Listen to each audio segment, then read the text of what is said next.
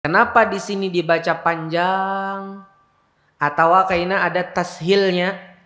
Karena di sini adalah pertanyaan. Asalnya AA, dua double hamzah baik. Double hamzah. Nang kayak ini nah. A'adzakarain. Itu asalnya AA. A yang pertama artinya hal, apakah.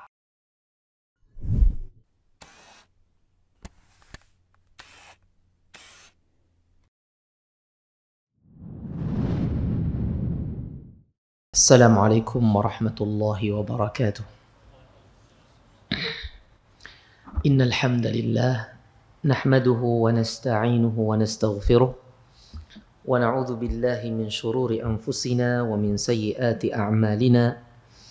May yahdihillahu fala mudilla lahu wa may yudlil fala hadiya lahu. Wa ashhadu an la ilaha illallah wahdahu la syarika lahu wa ashhadu anna Muhammadan 'abduhu wa rasuluhu salawatu rabbi wa salamuhu alaihi wa ala alihi wa sahbihi wa man tabi'a hudahu ila yaumil qiyamah. Hadirin dan hadirat, bapak-bapak, ibu-ibu, saudara-saudari jamaah kajian dan salat maghrib di Masjid Al-Faruq Kabupaten Banjar yang dirahmati dan dimuliakan Allah Subhanahu wa taala. Alhamdulillah, pada kesempatan yang berbahagia ini kita bisa berjumpa kembali di majelis ilmu ini, di tempat yang mulia ini, untuk sama-sama mempelajari agama Allah Subhanahu wa taala. Di tempat ini kita mengkaji suatu Alkitab, yaitu kitab Al-Itqan.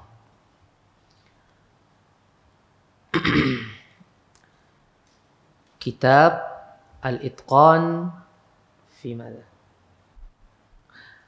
Yang berhubungan dengan bagaimana ketentuan yang terdapat di dalam riwayat Hafs dari Asim, riwayat yang kita baca sehari-hari dalam bacaan keumuman masyarakat Indonesia, bahkan masyarakat Muslim dunia.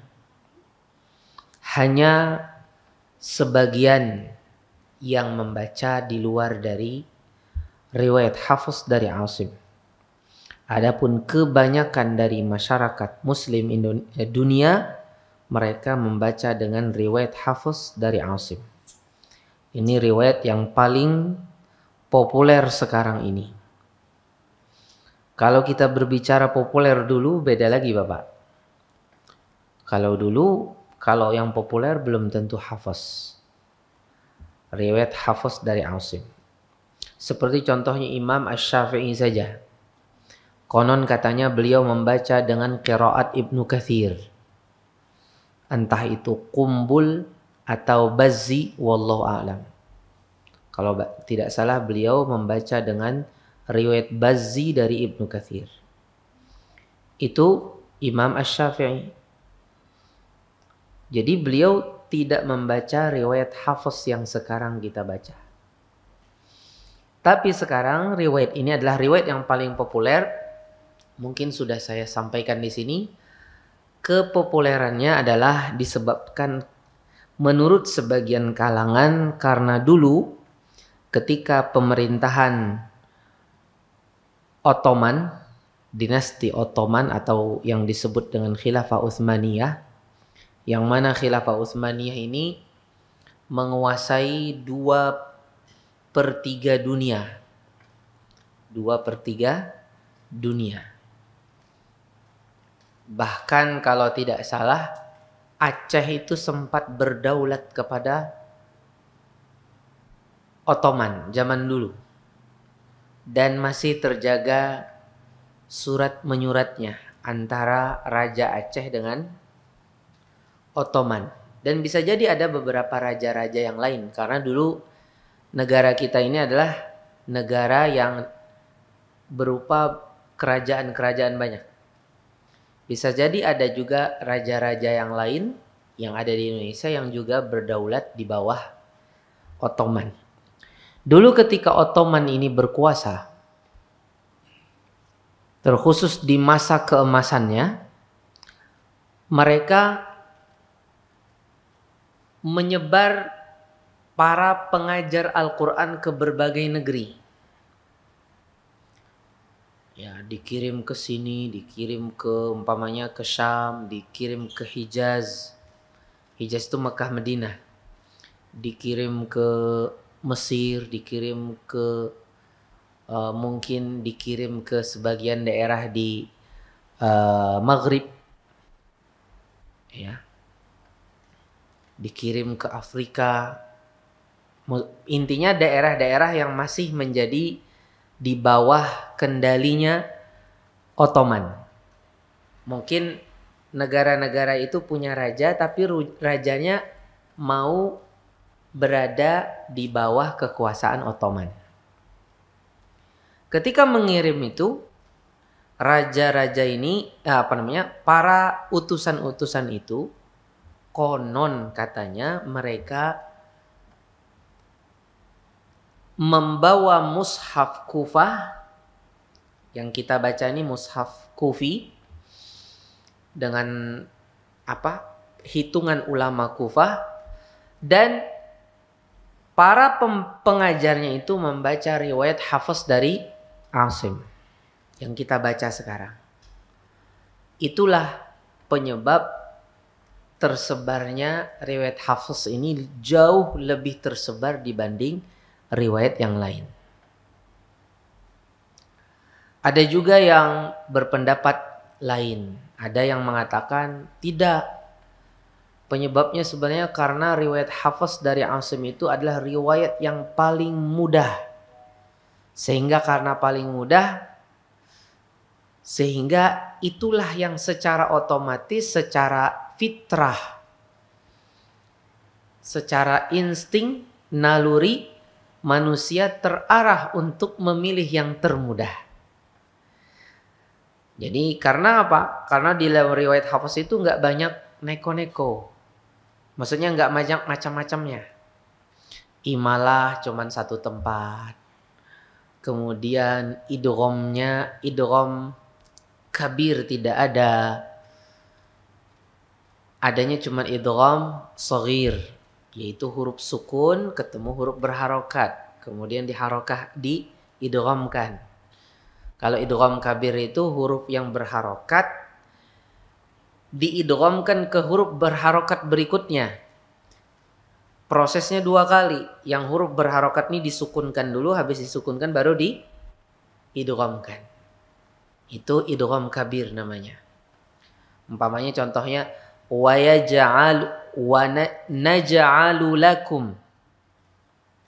Naj'alu lakum. Itu kan lu, ya kan? Naj'alu lakum. Kalau diidghamkan dengan idgham kabir, naj'al lakum. Hilang lu-nya. Itu ada qiraatnya nang kayak itu. Ada riwayat Duri an Abi Amr nang kayak itu. Jadi kada takajud kita bisa mendengar nang seperti itu. Katanya karena mudahnya ini akhirnya tersebar. Tapi alasan ini kurang tepat. Karena urusan mudah itu sebenarnya relatif. Bagi sebagian bangsa Arab yang berbicaranya pakai imalah atau banyak idghamnya, maka ada qiraat-qiraat tertentu itu malah lebih mudah bagi mereka. Malah kalau kita mau berpikir yang banyak idghamnya itu kan hemat waktu, ya kan? Yang mestinya 2 huruf jadi 1 huruf setengah. Karena yang bertasydid itu jadi 1 huruf setengah hitungannya. Ya kan? Ketukannya itu bertasydid itu baik jadinya 1,5. 1,5 ketukan. Kurang sedikit dari 2 harokat. Jadi malah lebih mudah, lebih simpel. Nah, jadi sebenarnya kalau alasannya adalah karena mudah, itu alasan yang susah untuk diterima. Baik, kemarin terakhir kita sudah membahas poin ke-11 dan mungkin juga sudah membahas poin ke-12. Sebelum kita berpindah ke poin ke-13, karena poin 13 itu surah baru, yaitu surah Al-An'am. Sebelum membahas surah Al-An'am, dari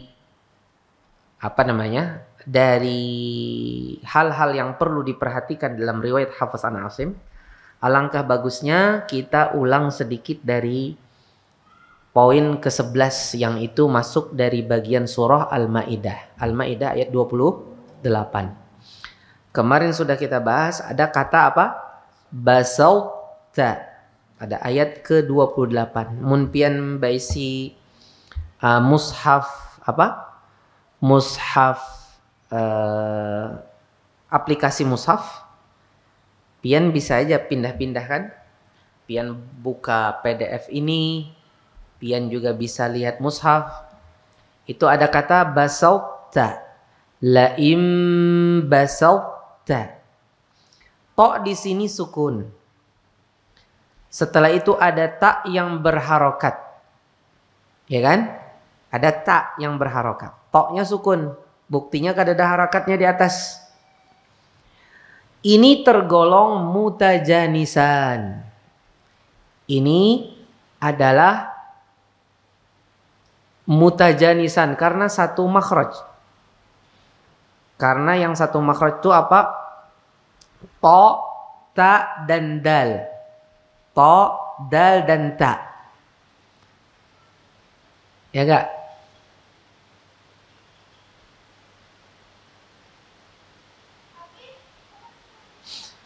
Kata Imam Ibnu Jazari, wal wastu fajimu shinu ya waddadu min hafatihi idh waliya al-adrasa.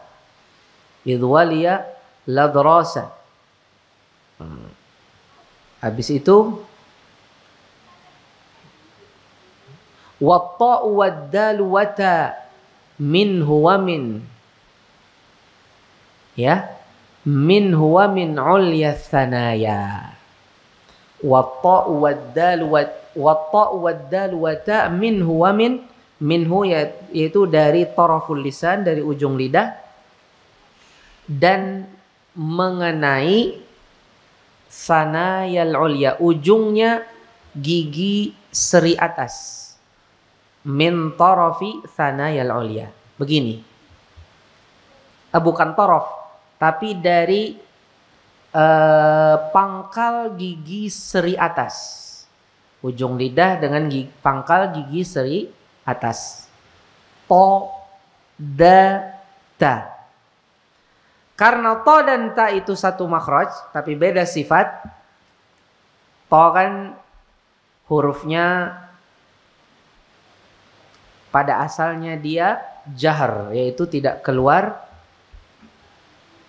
udara bersamanya atau tidak banyak keluar udara bersamanya. Adapun ta ada keluar udara. Ya kan? Dan banyak lagi mungkin ada beberapa sifat yang lain seperti diantaranya isti'la isti'la dengan istifal, itbaq dengan infitah. Karena dia satu makhraj beda sifat, maka disebut mutajanisan. Kalau dia satu makhraj satu sifat, itu namanya mutamathilani. Kalau dia kalau dia dekat makhrajnya atau dekat sifatnya atau dekat kedua-duanya, maka itu namanya mutaqariban. Mun bejauhan banar, maka ngarannya mutabaidani. Kalau mutabaidan itu pasti idhar. Kada. Contohnya nun sukun bertemu hamzah. Hamzah itu dari tenggorokan, nun dari depan. Kan jauh benar itu, mutabaidan. Namanya mutabaidan pasti izhar. Kalau mutajanisan, mutaqariban, kalau mutamathilan jelas idgham. Ya, kalau mutamathilan jelas idgham. Kalau mutajanisan, mutaqariban tergantung. Kan gitu. Dan ini shaghir. Ini apa? Shaghir. Shaghir itu artinya huruf pertamanya sukun, yang kedua berharokat ta. Kalau kabir tadi yang ulun contohkan tadi Pak, yang pertamanya berharokat, yang kedua berharokat juga. Hukumnya apa? Al-idghamun naqis. Idgham hukumnya adalah idgham naqis. Idgham naqis di sini maksudnya apa? Kita membacanya dengan dimasukkan huruf pertama yang sukun itu ke huruf yang kedua, tapi masih basisa sebagian dari sifatnya. Kebanyakan sifat masuk, tapi sebagian dari sifatnya ada nang kada masuk. Di sini nang kada masuk sifat itbaq. Lihat disebut di situ. Sifat itbaq pada ta. Apa definisi sifat itbaq itu Bapak Ibu? Sifat itbaq itu adalah terkumpulnya suara antara lidah dengan langit-langit. Itu bujur-bujur terkumpul. Naik ke atas. Dan itu disertai dengan lidah juga naik ke atas. Itu huruf itbaq. Jadi suara itu terkumpul betul. Beda dengan sifat infitah. Infitah itu suara tidak terkumpul di sana. Contohnya kita sebut saja huruf isti'la yang tidak itbaq. Qaf contohnya. Ko. Naik, cuman suara itu tidak hanya di atas. Ada ke kanan, ke kiri juga. Tapi kalau to, sod, habis itu vo, ya. Kemudian apalagi satu huruf lagi? Bod. 4 huruf tersebut suara itu terkumpul di atas. Bo. To. Makanya kata para ulama rahasianya di tulisannya baik. Coba kita lihat, po begini kan, ada gininya. Sod ada gininya juga. Dot gininya juga. Itu kata para ulama adalah sebagai gambar dari muntung kita. Nang kayak apa muntung kita? Wayah kita menyebut huruf tersebut, yaitu di situ terkumpul apa? Terkumpul betul-betul suara, udara terkumpul di sana. Maka di sini idgham naqis. Jadi idghamnya tidak kamil. Naqis itu lawannya kamil. Artinya kada sempurna. Idghamakan tapi kada sempurna. Buktinya apa dia diidghamkan? Dari tanda saja. Coba kita perhatikan. Toknya adalah tanda sukun. Adalah tanda sukun? Tidak ada. Kalau di mushaf yang pian baca itu tanda sukun adalah dengan ra'su, dengan kepalanya kho. Kepalanya kho gini nih. Ada kayak gini kan? Nah, kepala kho. Kepala kho itu artinya apa? Kho itu artinya khafif. Huruf ini khafif, artinya huruf ini ringan. Ringan itu lawannya berat. Jadi berarti sukun itu lawannya tasydid. Karena tasydid itu berat, syiddah. Ya kan? Syiddah. Itu kan berat. Nah, kalau yang sukun itu khafif dia. Kenapa khafif? Karena berharakat. Jangankan bertasydid, berharakat saja tidak. Maka dia khafif, dia ringan. Dibanding yang berharokat, apalagi yang bertasydid. Bertasydid itu bahasa Arabnya syiddah. Tasydid itu syiddah. Nah, makanya tanda sukun itu dikasih tanda begini Pak. Itu kepalanya huruf kha. Kepalanya huruf kha. Tapi kalau sebagian mushaf, contohnya mushaf madani, maksudnya mushaf yang ditulis dengan tulisan atau pengumpulan ayat ulama Madinah terdahulu seperti Abu Ja'far Al-Madani, ya, Syaibah ibn Nassah, Nafi'.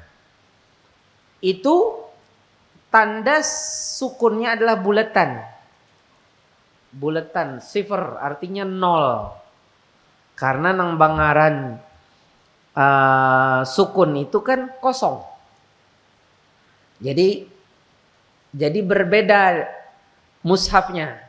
Jadi mun kita umpamanya nih perjalanan pian ke Kamerun umpamanya, atau pian perjalanan ke Nigeria atau Guinea, pian dapati buhan sana mengaji umpamanya pakai riwayat Warsh. Pas pian lihat mushafnya, kenapa tanda sukunnya nih belain? Di wadahku kepalanya kho, di sini nol. Belain itu hanya sekedar belain gaya aja. Intinya sama-sama artinya sukun. Yang satu membahasakan dengan kepala kho, yang satu membahasakan dengan nol. Nol itu artinya kosong dari harokat. Kalau kho artinya dia ringan. Ringan itu artinya kada berharakat apalagi bertasdid. Kan gitu. Sama aja kalau artinya. Nah, jadi hadirin yang dirahmati Allah Subhanahu wa taala, maka ini dibaca dengan idgham naqis, bukan idgham kamil. Kalau idgham kamil itu Pak huruf nang sebelumnya tuh masuk bujur, kada ada lagi bersisa. Contohnya di dalam nanti mungkin akan disebut di dalam surah Al-Mursalat ada kata alam nakhluqukum. Ini kan qaf sukun bertemu kaf. Ini dalam riwayat Hafs dari Asim dari jalur Syatibiyah yang kita baca, bahkan semua riwayat Hafs dari jalur apapun semuanya membaca dengan idgham kamil, bukan dengan idgham naqis. Jadi begini bacanya, alam nakhluqukum, langsung kaf, tidak perlu qaf. Adapun riwayat dipadahkan di situ dibaca pakai idgham naqis, itu adalah suatu kumpulan seorang ulama terdahulu yaitu Makki Ibnu Abi Thalib Al-Qisi, tapi periwayatan Sidin kada sampai ke kita. Artinya hanya sampai ke Sidin. Karena tidak sampai ke kita maka tidak bisa kita baca. Contoh yang lain, ahautu. Ahautu itu di surah apa yuk?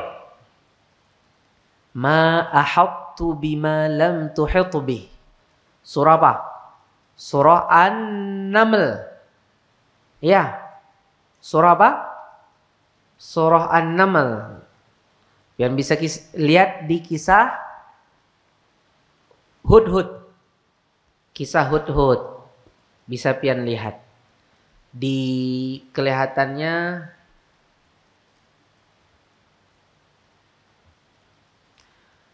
akhir dari lembar kedua. Akhir dari lembar kedua.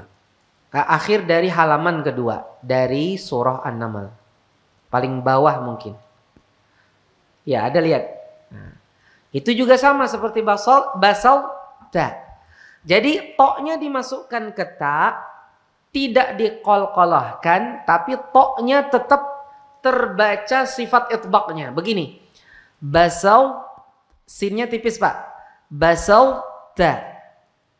Ahau tu. Farrautu. Ya. Kalau farrautu di surah apa? Farrautu fi jambillah wa in kuntu laminal sakhirin. Farrautum. Kalau farrautu itu terdapat pada surah Az-Zumar. Ada surah Az-Zumar. Sebelum pembahasan wasiqal ladzina kafaru. Nah, itu. Ada di bawah dari qul ya ibadiyalladzina asrafu ala anfusihim la taqnatu min rahmatillah. di bawah, paling bawah. Surah Az-Zumar di lembar-lembar sebelum akhir. Ada lihat? Qul ya ibadiyalladzina. Ada paling bawah, apa lihat? Farrautu. Ada lihat? Ustaz ada ya? Ya, ada lihat? Surah Az-Zumar. Biasakan buka mushaf. Bolak-balik mushaf itu ibadah kalau antum niatkan supaya aku dekat dengan Al-Quran. Orang yang menjadi ahlullah wa khassatuh itu nggak mesti harus hafal Al-Quran, tapi mesti akrab sama Al-Quran. Kalau toh dia tidak hafal Al-Quran tapi akrab dengan Al-Quran, dia akan termasuk dari ahlullah wa khassatuh. Tapi sebaliknya ada orang hafal Al-Quran cuman ketujuh mengaji, ketujuh murajaah, belum tentu dia menjadi ahlullah wa khassatuh. Belum tentu menjadi keluarga Allah dan orang khusus Allah. Udah ketemu? Farrautu di bawah qul ya ibadiyalladzina asrafu. Surah Az-Zumar ya. Udah ya? Halaman berapa itu kalau di Al-Quran? Ya? Betul? Ketemu Ustaz? Ayat ke berapa? Paling bawah, paling bawah. Farrautu. Ayat 5, ayat 56. Coba kita perhatikan. Kita coba farrautu. Terus habis itu farrautum. Farrautum itu kalau tidak salah di surah Yusuf. Di halaman sebelum terakhir dari surah Yusuf. Sekali aja buka tuh mushaf tuh lihat ya. Coba perhatikan, karena kita sudah akrab sama mushaf, kita tahu kira-kira di bagian mana surah Yusuf itu. Ya, langsung cerut. Nah, paling cuman sekali aja kita buka lagi lembar atau 2 kali sudah ketemu kita. Farrautum. Ya. Wa min qablu ma farrautum fi Yusuf. Ketemu? Falan abrahal arda hatta. Oh bukan halaman sebelum terakhir, tapi mungkin dua lembar sebelumnya. Ya. 2 lembar sebelumnya farrautum wa min qablu ma farrautum fi Yusuf falan abrahal arda hatta ya'dhana li abi aw yahkumallahu li wa huwa khairul hakimin. Naam. Ada ya ayatnya? Surah Yusuf ayat berapa itu? Farrautum. Surah Yusuf ayat berapa Ustaz? Ayo. Subhanallah. Ayat berapa? Subhanallah. Kita harus dekat dengan Al-Quran Bapak Ibu. Kita harus dekat dengan kitabullah. Surah apa? Ayat berapa? Ayat 80. Masya Allah. Coba kita baca. Farrautum. Coba. Toknya tetap tok, tapi tidak dikolkolahkan. Habis itu tak tidak boleh terkontaminasi dengan tok. Perhatikan. Farrautum. Farrautum. Wa min qablu ma farrautum fi Yusuf. Coba. Wa min qablu ma farrautum fi Yusuf. Nih ya, begitu ya. Sekarang kita teruskan pada firman Allah pada surah Al-Maidah ayat 107. Mari kita perhatikan surah Al-Maidah ayat 107. Surah Al-Maidah ayat 107.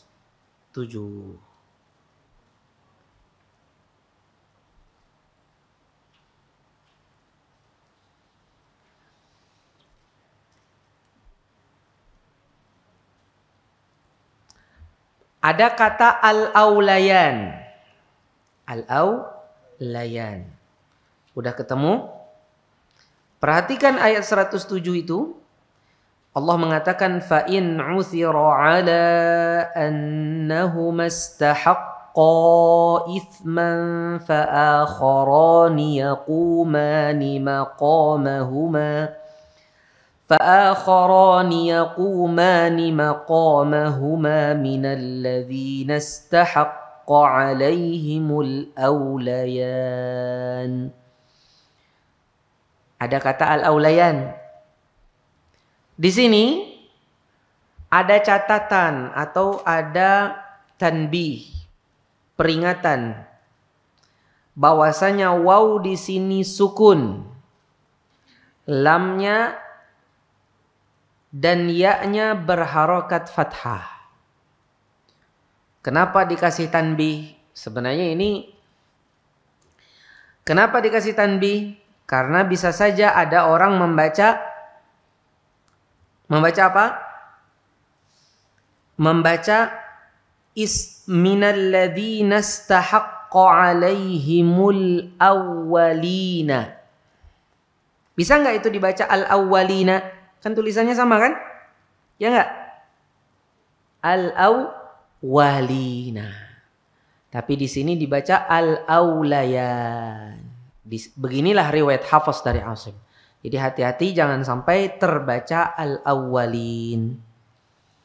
Karena kalau kita sampai membaca al-awwalin bisa keluar dari riwayat yang sedang kita baca.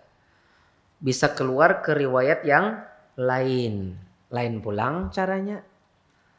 Amun baca itu maka pian betunggal pulang. Baca nang kayak itu. Mulai awal nang seperti itu. Kayaknya ada yang kekawanannya. Kalau yang seperti ini yang diriwayat Hafs dari Asim. Yaitu al-aulayan. Terus kita teruskan. Kita masuk sekarang surah Al-An'am. Surah Al-An'am ayat 144 sampai ayat 143 dan ayat 144.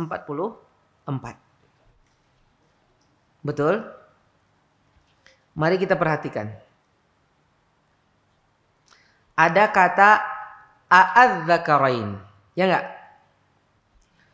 Ayat pertama thamaniyata azwaj minad dha'ni itsnaini wa minal ma'zi itsnain. Habis itu qul adzakaraini harrama amil unthayaini amma ishtamalat alaihi arhamul unthayain.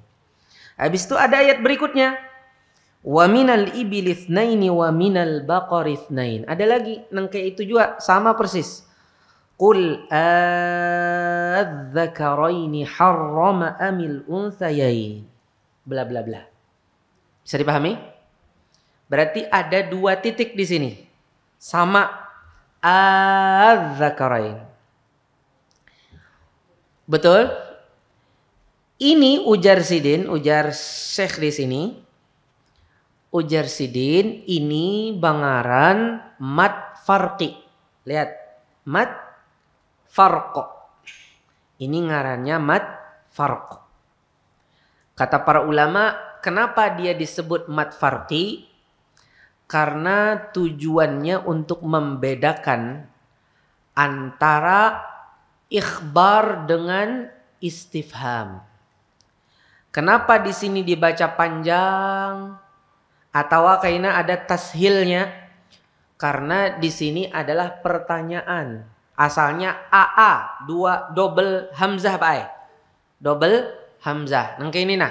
A'adz-dzakarain. Itu asalnya AA. A yang pertama artinya hal, apakah. Ya, A. Hamzah yang kedua itu hamzah untuk hamzah alif lam.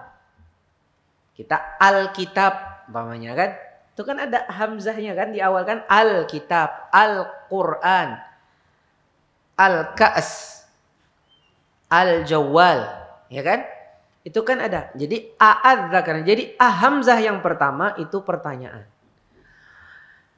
Kalau seandainya membaca dia hanya adz-dzakaraini, berarti itu hanya hamzah wasal dari alif lam. Berarti itu kabar, berita. Kalau ini ketika dia dipanjangkan itu menunjukkan pertanyaan, berarti ada double hamzah. Paham? Makanya dia disebut dengan mad farqi. Di sini oleh Syekh beliau sebut mad farqi. Tapi tentang penamaan mad ini menjadi mad farqi, kata ini pada adz-dzakarain, kemudian ada lagi Allahu adzina lakum. Allah itu di beberapa surat seperti contohnya di surah An-Naml Allah, atau mungkin di surah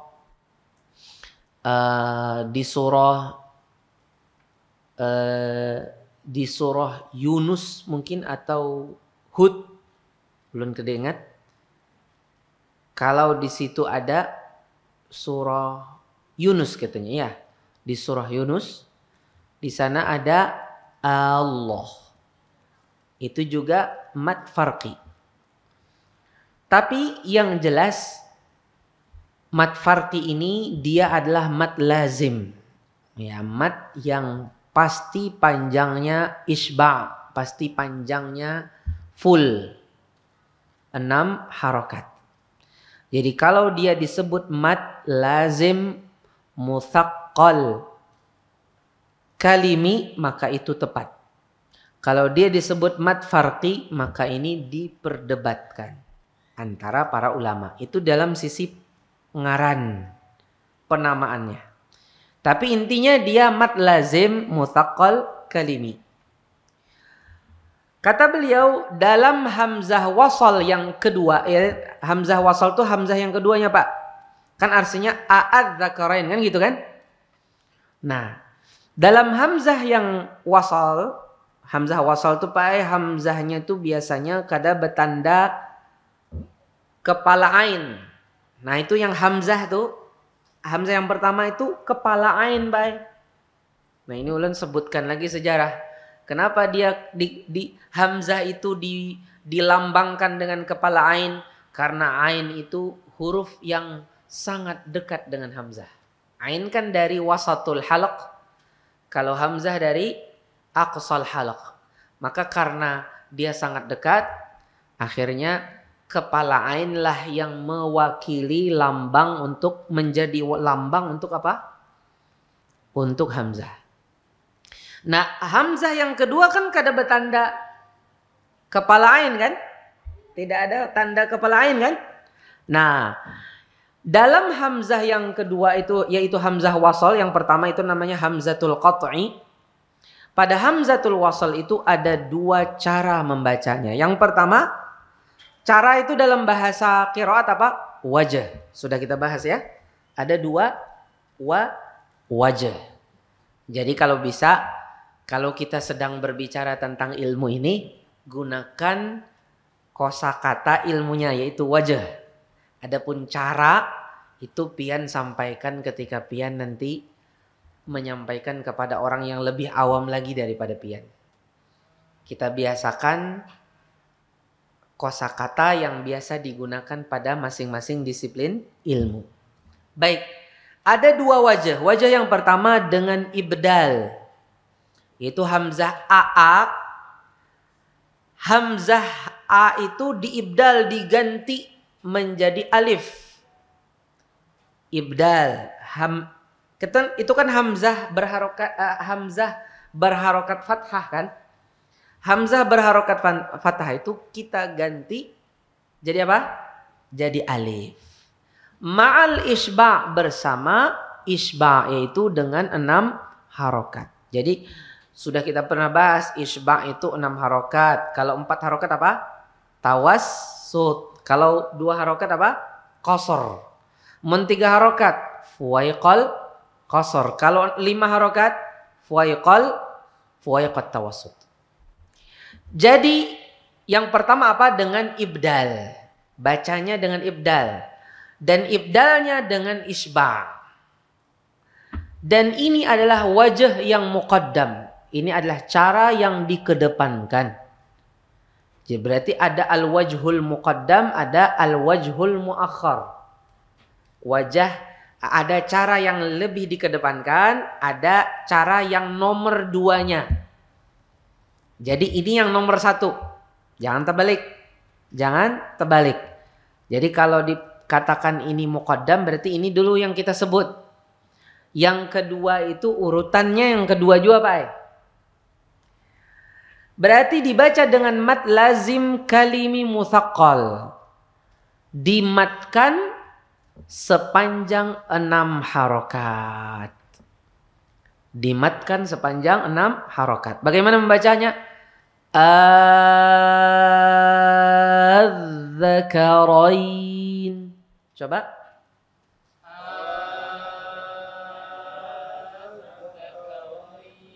Bagus. 6 harokat. Panjang Pak. Az-zakarain. Coba.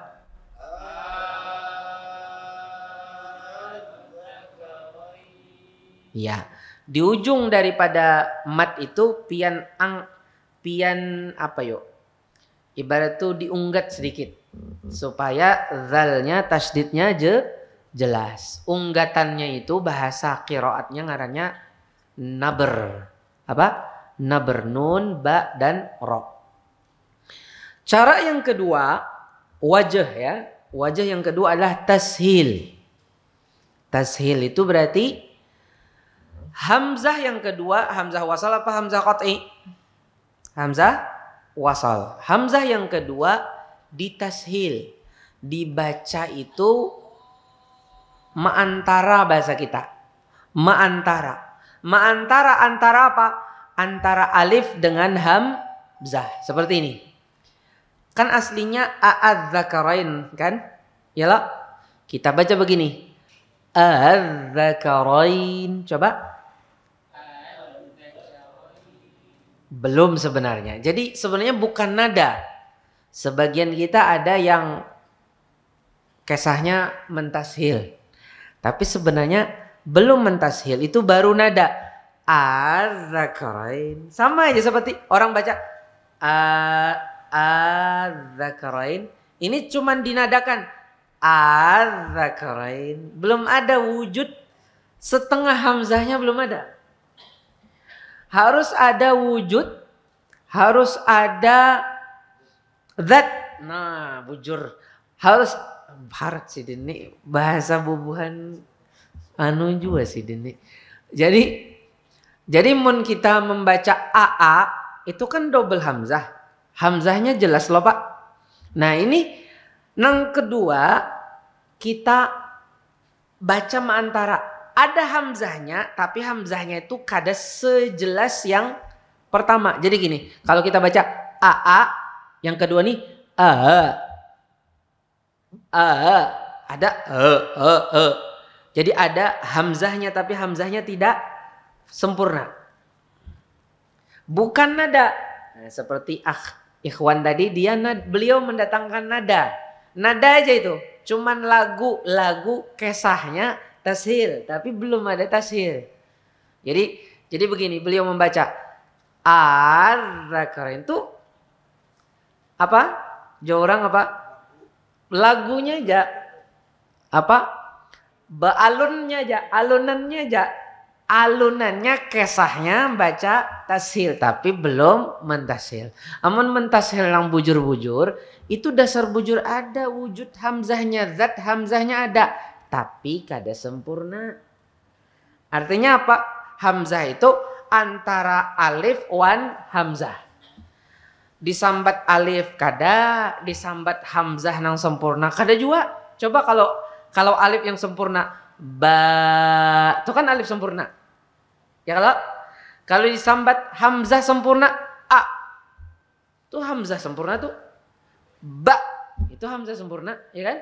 Ini kada seperti itu juga. Jadi antara alif dengan hamzah. Jadi harus ada wujudnya, zatnya harus ada. Kada boleh kada ada. Kada boleh hanya lagu. Itu tengah alunannya aja tadi kan. Nah, alunannya kesahnya ada, padahal kan ada. Harus ada wujudnya tuh. Coba perhatikan. Az-zakarain. Coba. A yang pertama jelas A, habis itu Az-zakarain. Iya, coba kita dengarkan Ustadz. Coba. Jangan Az-zakarain. Bukan kok ya. Coba Bapak. Az-zakarain. Nah, bagus, luar biasa Bapak juga. Kada kalah kawan orang Anum.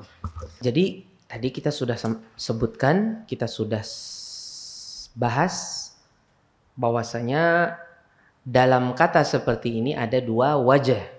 Pertama ibdal bersama isba', yang kedua dengan tashil. Itu kata-kata yang seperti ini harus familiar di mulut dan pendengaran kita, Pak. Karena kita ingin menjadi keluarga Al-Quran, maka yang seperti ini sepantasnya tidak asing di pendengaran dan di ucapan kita. Kita tahu namanya ibdal bersama isba', di sana ada lagi namanya apa? Tashil. Jadi wajah yang pertama adalah dengan ibdal bersama isba', ibdal yang diisba'kan, kemudian yang kedua dengan tashil. Coba kita baca yang ibdal bersama isba'.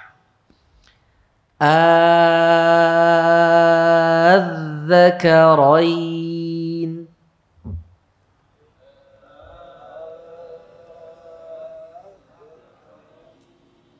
Ya. Sekarang yang kedua yaitu tashil. Jadi jangan tepuh huruf. Jangan yang kedua dikedepankan. Yang kedua tetap nomor 2. Az-zakarain. Kalau kita baca ayat Al-Qur'annya, qul az-zakaraini ammashtamalat alaihi arhamul unsayain.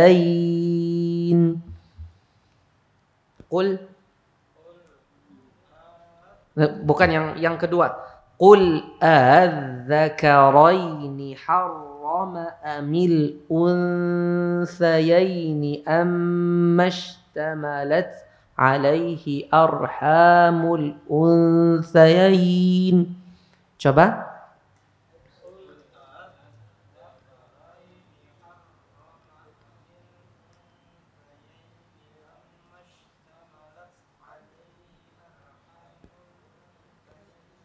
Ya, ini cara yang kedua. Nah, sekarang mungkin ada pertanyaan. Ini dua cara nih Ustadz, dibaca keduanya lah Ustadz. Jadi saban kita membaca Al-Quran sampai ke tempat ini, berarti dibaca keduanya lah Ustadz. Jawabannya kada mesti. Sebenarnya pilihan nih Bay. Jadi mun pian hendak memilih yang wajah yang pertama, silahkan. Mun hendak memilih wajah yang kedua, silahkan juga.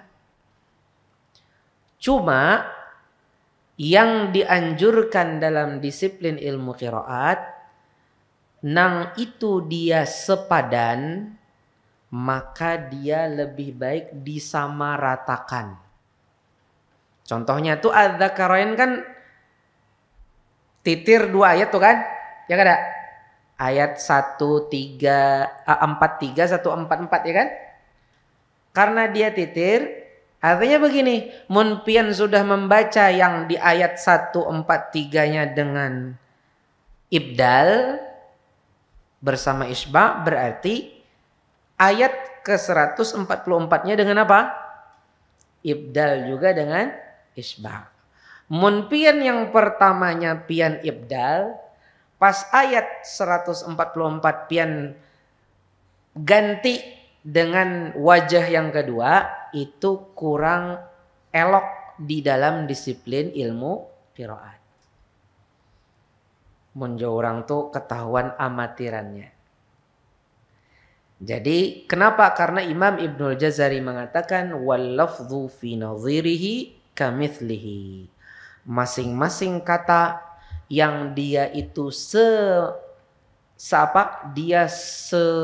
setemanan, dia sejenis, maka hendaknya disamaratakan.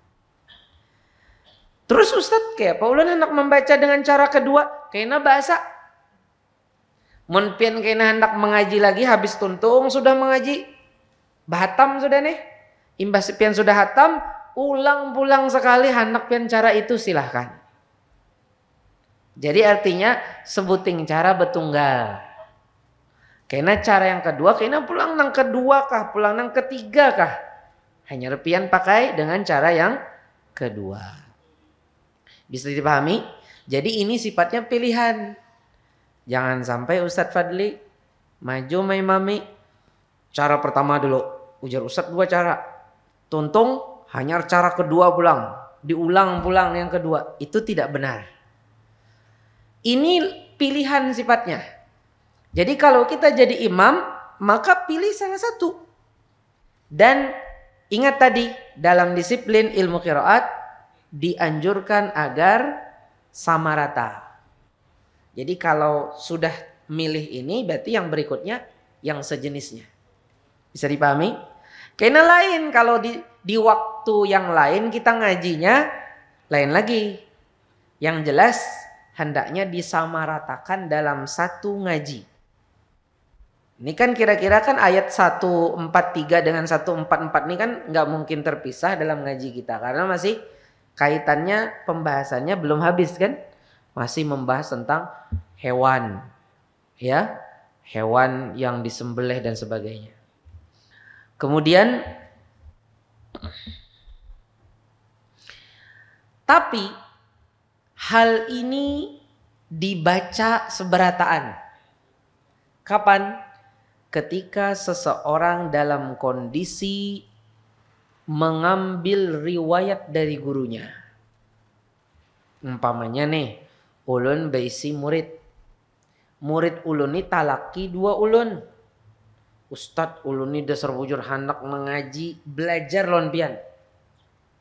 Ini lain dalam kondisi ibadah tilawah lain bae. Ini dalam kondisi belajar lon guru. Ulun hendak belajar lon pian. Entah pian beri sanad kah atau pian kada beri, yang penting ulun hendak belajar dari pian riwayat hafaz. Nah, kalau kondisinya dalam kondisi ta'lim seperti itu, ta'lim ya, maka guru harus mentalakikan semua wajah. Jadi tuntung wajah pertama, ayo ulang pulang wajah yang kedua. Kalau umpamanya dalam suatu kata ada 3 wajah, ayo yang pertama dulu, ya. Yang kedua pulang, ya. Yang ketiga pulang. Nah. Kalau ada sekian wajah, sekian. Contohnya ada suatu dalam riwayat hafaz dari Asim atau bahkan dalam semua riwayat itu ada satu tempat itu ada 15 wajah baik. Yaitu cara membaca antara surah Al-Anfal dengan surah At-Taubah. Kayak apa kita membaca bikulli syai'in alimum bara'atum minallah. Kayak apa cara membacanya itu? Ketika dia diwasal bagaimana, apakah dia diwasal bagaimana? Di sana ada juga dengan raum, dengan ismam. Kemudian ada saktah di situ juga. Kemudian ada waqaf. Sehingga semuanya kalau dikali ada 15. Jadi guru ketika mengajarkan kepada murid, maka dilatih dia ke-15-nya itu.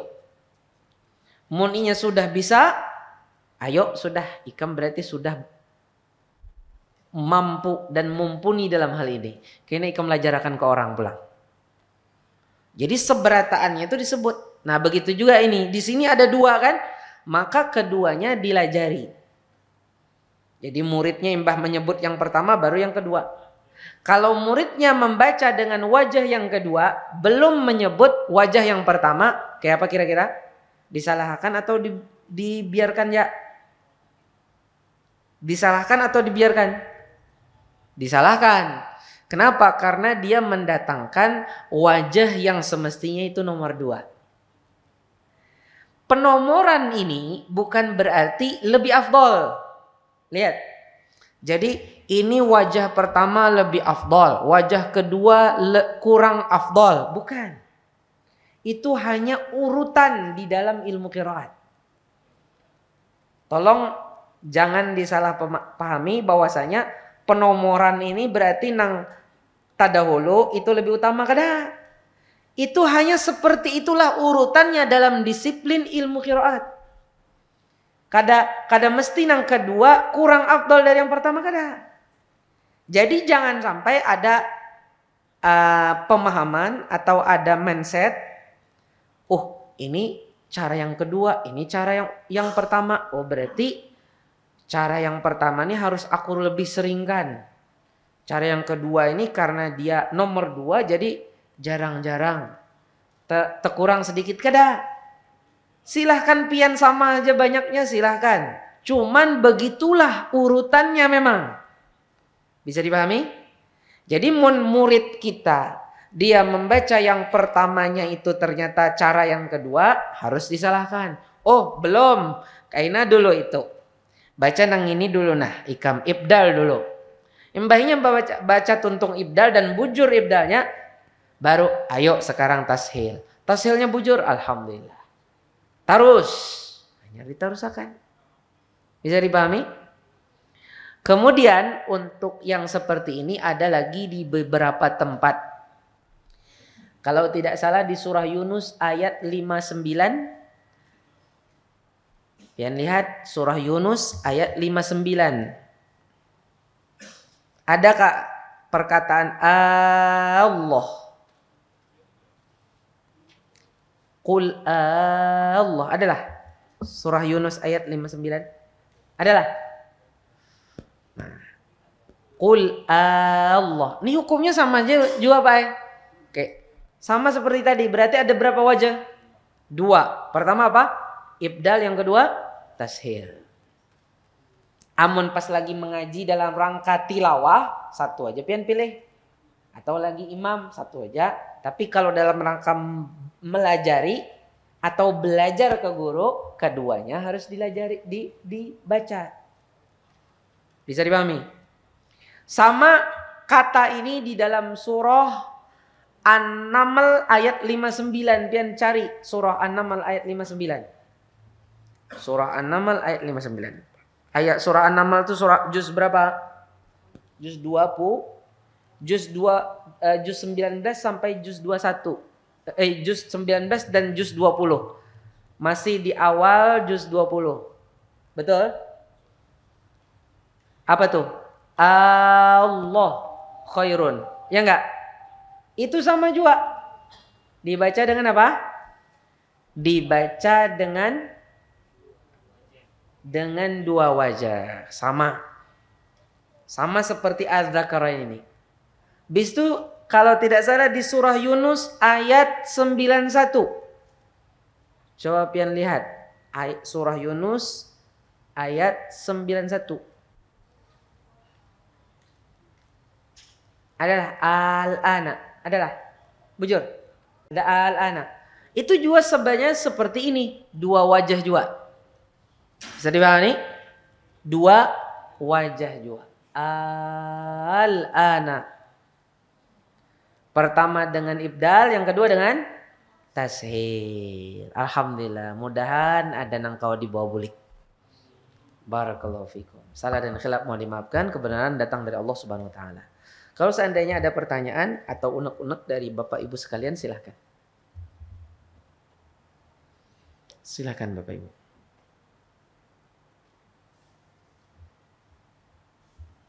Baik. Tidak ada? Mudah-mudahan jelas ya. Tidak ada yang perlu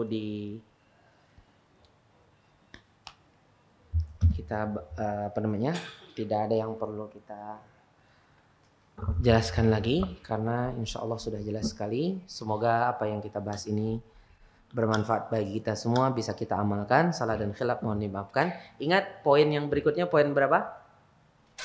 14 ya? Poin 14. Tadi walaupun ulun hanya bahas poin 13, tapi sebelumnya ada sedikit pengulangan, mudah-mudahan itu berfaedah. Poin ke-13 ini walaupun cuma satu poin, cuman beranak. Ya kan? Ada anak-anaknya tadi. Nah, mudahan anak-anaknya kawa pian pahami. Barakallahu fikum. Mari kita tutup dengan doa kafaratul majlis. Subhanakallahumma wa bihamdika asyhadu an la ilaha illa anta astaghfiruka wa atubu ilaik. Terima kasih. Jazakumullah khairan wa barakallahu fikum. Video ini dibuat atas partisipasi dari donasi Anda. Semoga menjadi amal jariah bagi Anda semuanya.